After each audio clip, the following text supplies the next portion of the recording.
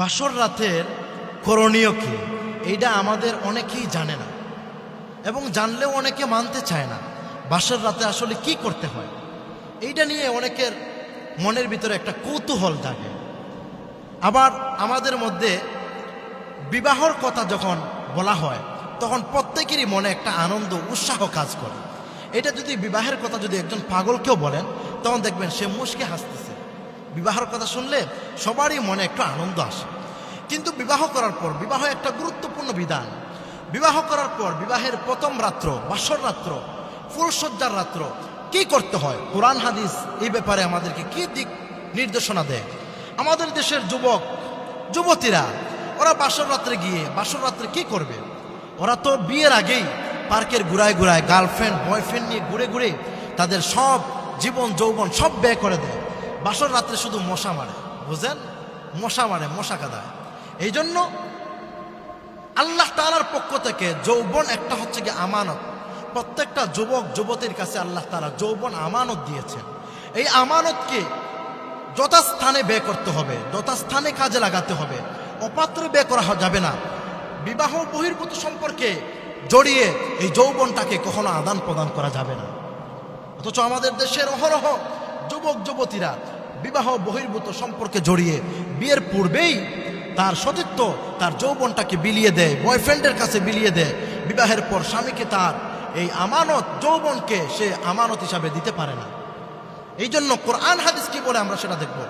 আল্লাহ রাসূল সাল্লাল্লাহু আলাইহি ওয়াসাল্লাম হাদিসের ভিতরে জানায়া দেন যে বাসর রাত্রে প্রথম করণীয় হচ্ছে মুসলমানদের জন্য, তারা প্রথমে ঢুকবে স্বামী স্ত্রী দুইকা প্রথমে ফুল সজ্জার রাতে উভয়জন সুন্দরভাবে ওযু বানাইয়া 2 রাকাত নামাজ শুকরিয়া আতান আল্লাহর দরবারে 2 রাকাত নামাজ আদায় করবে।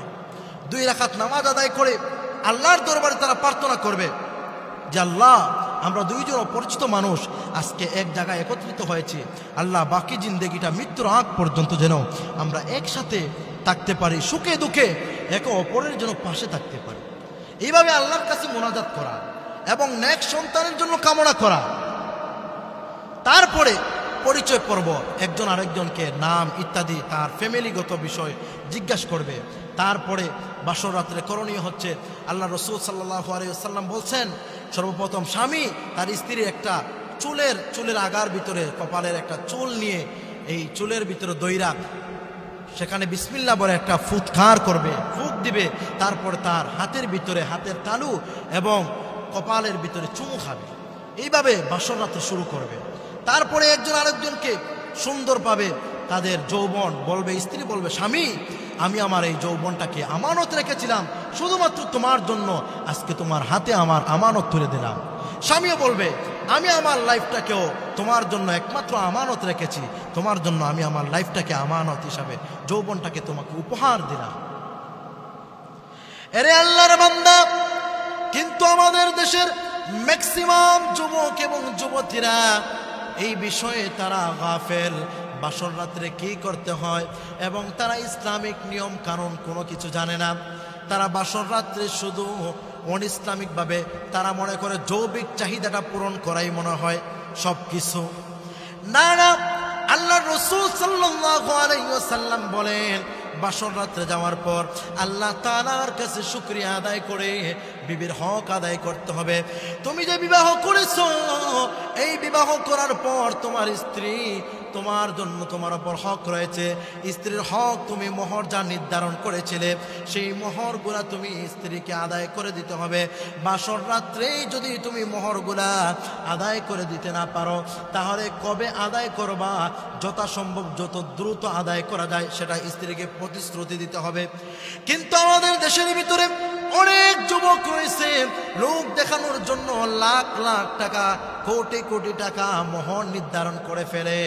কিন্তু মোহর নির্ধারণ করার পর বাসর রাত্রে গিয়ে ফুল সজ্জার রাত্র গিয়ে তার স্ত্রীকে বলে, তুমি আমাকে এগুলা মাফ করে দাও, না হয় তোমাকে আমি স্পর্শ করব না, তুমি আমাকে এগুলা মাফ করে দাও। তখন এই মুহূর্তে একটা নারী অসহায় অবস্থায় থাকে। সে তার বাবার বাড়ি ছেড়ে একটা অপরিচিত স্থানে এসেছে, সে অসহায় অবস্থায় বিরাজমান করে। তখন সে বাধ্য হয়ে মোহরগুলা মাফ করে দেয়, অন্তর থেকে মাফ করে না। এই যে জালিয়াতি জুলুম, এগুলা হচ্ছে গিয়া ডাকাতের চাইতে আরো মারাত্মক লেভেলের লোক। এই জন্য এই ধরনের কাজ কখনো করা যাবে না। আল্লাহ রাসূল সাল্লাল্লাহু আলাইহি ওয়াসাল্লাম হাদিসের ভিতরে জানাইয়া দেয়, হে আমার উম্মতেরা, তোমরা যখন বাসর রাত্রে যখন যাইবা, বাসর রাত্রে যাওয়ার পর তোমরা তোমাদের স্ত্রীদের সাথে সুন্দর আচরণ করবা। তোমরা ভবিষ্যতে কি কি প্ল্যান করবা, কিভাবে তোমাদের সংসার সাজাবা গুছাবা, তোমাদের সন্তানাদি কিভাবে নিতে হয়, এইভাবে স্বামী স্ত্রী একে অপরের সাথে পরামর্শ করতে হবে। তারপর যখন সব কিছু বাদ দিয়ে যখন তোমরা যখন একে অপরের সাথে শারীরিক মিলামিশায় যখন লিপ্ত হবে, তখন তোমরা সর্বপ্রথম আল্লাহ তাআলার নাম বিসমিল্লাহ বলে তোমরা শুরু করবা। আল্লাহর রাসূল সাল্লাল্লাহু আলাইহি ওয়াসাল্লাম অন্য এক হাদিসের ভিতরে জানাইয়া দেয়, এই দোয়া যদি তোমরা পড়ে যদি শুরু করতে পারো, তোমাদের যদি মিলামিশা যদি এই দোয়া পড়ে যদি শুরু হয়, তাহলে তোমাদের মিলামিশার মাধ্যমে যে সন্তান দুনিয়ার জমিনে ভূমিষ্ঠ হবে, এই সন্তানটা আল্লাহ তাআলা সব ধরনের শয়তানের ওয়াসওয়াসা থেকে হেফাজত করবেন। আল্লাহর রাসূল সাল্লাল্লাহু আলাইহি ওয়াসাল্লাম হাদিসের ভিতরে জানাইয়া দেন, হে আমার উম্মতেরা, তোমরা যখন সর্বপ্রথম মিলিত হবে তখন তোমরা দোয়া পড়বে, আল্লাহুম্মা জান্নিবিনাশ শায়াতিনা ওয়া জান্নিবিনাশ শায়াতিনা আলা মা রাযাকতানা। এই দোয়া যখন পড়ে যখন তোমরা শুরু করবে, তখন আল্লাহ তাআলা তোমাদেরকে সব ধরনের শয়তানের ওয়াসওয়াসা থেকে তোমাদেরকে হেফাজত করবেন। এরে আল্লাহর বান্দা, এই জন্য স্বামী স্ত্রী একে অপরের প্রতি মিল মোহব্বত রাখতে হবে। এই জন্য দিনদার মেয়েকে বিবাহ করবেন। বিবাহের ক্ষেত্রে আল্লাহর রাসূল সাল্লাল্লাহু আলাইহি ওয়াসাল্লাম বলেন, ক্বালা রাসূলুল্লাহ সাল্লাল্লাহু আলাইহি ওয়াসাল্লাম, তুনকিহুল মারআতু লিআরবাইন, লিমালিহা ওয়া লিজামালিহা ওয়া লিহাসাবিহা ওয়া লিদীনিহা ফাজফার বিযাতিদ দিন তারিবাত ইয়াদাক। আল্লাহর রাসূল সাল্লাল্লাহু আলাইহি ওয়াসাল্লাম হাদিসের ভিতরে জানাইয়া দেয়, হে আমার উম্মতেরা, তোমরা বিবাহ করবা চারটা গুণ দেখে। এক নাম্বার হলো ধন সম্পদ, দুই নম্বর হলো বংশ মর্যাদা, 3 নম্বর সৌন্দর্য, 4 নম্বর দিনদারিত্ব। যদি পূর্বের 3টা যদি পাওয়া না যায়, শুধুমাত্র যদি দিনদারিত্ব থাকে, তাহলে তোমরা ওই যুবতীকে বিবাহ করে নাও। দিনদার যুবতীকে বিবাহ করলে কি ফায়দা হয় জানেন? এক মেয়ে মাদ্রাসায় পড়ালেখা করে, সে সব সময় দোয়া করতো, আল্লাহ আমার জন্য আমার কপালে একটা ভালো মুফতি মুহাদ্দিস, একজন ভালো হাফিজে কোরআন, একজন আলেম জুটায়েন। আমার কপালে যেন কখনো সুদখোর ঘুষখোর সন্ত্রাসী চাঁদাবাজি করনেওয়ালা লোক যেন আমার কপালে না জুটে। আল্লাহর কি কারিশমা! ওই মেয়েটা সবসময় এই দোয়া করতো, কিন্তু তার কপালে তার মা বাবা তার বিবাহ ঠিক করেছে একটা পুরুষের সাথে। সেই পুরুষটা, সেই যুবকটা হচ্ছে গিয়ে একটা পুলিশের অফিসার, একটা পুলিশের অফিসার। এবার মা বাবা, মেয়েটা আনুগত্যশীল, মা বাবা যেহেতু বিবাহ নির্ধারণ করেছে, বিবাহ ধার্য করেছে, এবার মেয়েটা নাকচ করতে পারে নাই। এবার মেয়ে যখন তার বান্ধবীদেরকে গিয়ে বিয়ের দাওয়াত দেয়, তখন বান্ধবীরা মস্কারি করে, টিটকারি করে, কিও তুমি না বলছিলা তোমার কপালে ভালো আলেম, ভালো মুফতি মুহাদ্দিস, একজন হাফিজে কোরআন জুটবে, এখন তো তোমার কপালে এই যে সুদকুর জুটছে, ঘুষখোর জুটছে, একজন পুলিশ জুটছে। এবার মেয়ে কোনো কিছু বলে না। এবার যখন বিয়ের দিন তারিখ ঠিক হয়ে যায়, এবার মেয়ে মনে মনে চিন্তা করে, আল্লাহ আপনি যা কিছু নির্ধারণ করেছেন আমার কল্যাণের জন্য, বিবাহ সাথে আপনার হাতে, আমি আপনার ফয়সালার ওপর বিন্দু পরিমাণও সন্তুষ্ট না, তবে আল্লাহ আমার কপালে যেই জুটছে তাকে আপনি দিনদার পরহেজগার মুত্তাকি বানাইয়া দিয়েন। এই দোয়া করছে। বিবাহ পরবর্তীতে যখন তারা বাসর রাত্রে গেছে, ফুলসজ্জার রাত্রে গেছে, এবার স্ত্রী বলছে, স্বামী আমার, চলো আমরা দুজনে অজু করব। অজু কইরা আইসা দুজনে 2 রাকাত নামাজ পড়ছে।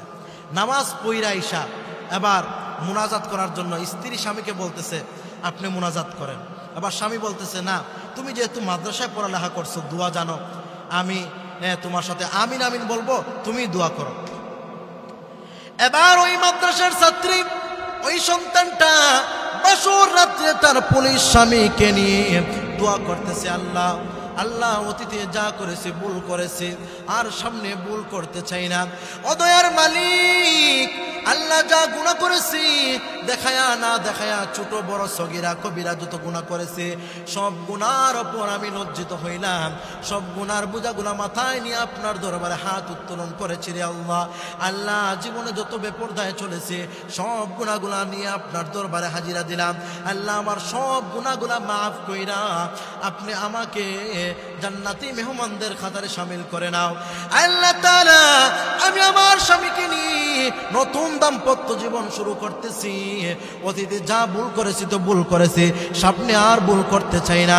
আমাদের সংসারটা যেন সুন্দরভাবে চলে, আমরা যেন একে অপরের পাশে সুখে দুঃখে পাশে থাকতে চাই। মৃত্যু পর্যন্ত আমরা একে অপরকে ভালোবেসে মিল মোহব্বত করে এই দুনিয়ার জমিন থেকে চলে থাকতে, দুনিয়ার জমিন থেকে বিদায় হতে চাই। এইভাবে মেয়েটা আল্লাহ তাআলার দরবারে দোয়া করতেছে আর বলতেছে, মালিক অতীতে আমরা যা সুদ খেয়েছি, ঘুষ খেয়েছি, আমরা যা হারাম খেয়েছি মৌলা, আল্লাহ যত চুরি করেছি, ডাকাতি করেছি, যে যত অপরাধ করেছে, মিথ্যা কথা বলেছি, গীবত করেছি, শিকায়াত করেছি, সব কিছু থেকে আমরা আপনার কাছে আশ্রয় গ্রহণ করতেছি। আর জীবনে যেন আজ থেকে আমাদের ঘরে যেন সুদের টাকা না ঢুকে, ঘুষের টাকা যেন না ঢুকে, আমরা যেন বেপরদায় না চলি, দুর্নীতি ইত্যাদি দ্বারা প্রান্ত যেন না যায়। এইভাবে যখন মেয়েটা যখন নজর ধরে কান্না করতেছে, পিছন থেকে স্বামী বলতেছে, স্ত্রী রে আর দোয়া করতে হবে না। আমি যতদিন আমি পুলিশের চাকরি করেছি, অনেক ঘুষ খেয়েছি, সুদ খেয়েছি, এখন থেকে আমি নিয়ত করলাম, পাক্কা নিয়ত করলাম, ভবিষ্যতে আর কখনো আমি সুদের দ্বারে কাছেও যাব না, ঘুষের দ্বারে কাছেও যাব না। আল্লাহু আকবার। এইভাবে যখন স্ত্রী দোয়া করছে, স্বামী আমিন আমিন বলছে, আল্লাহ তাআলা তাদের এই দোয়াকে কবুল করে নিয়েছেন। এইভাবে আপনি আমি ইসলামিক মাইন্ড মেজাজ নিয়ে আপনি আমি আমাদের সংসার, আমাদের জীবন, দাম্পত্য জীবন শুরু করতে হবে। আল্লাহ তাআলা আমাদের এই দাম্পত্য জীবনকে সুখময় করে দিক। সকলে বলেন আমিন। ওয়া আখির দাওয়ানা আলহামদুলিল্লাহি রাব্বিল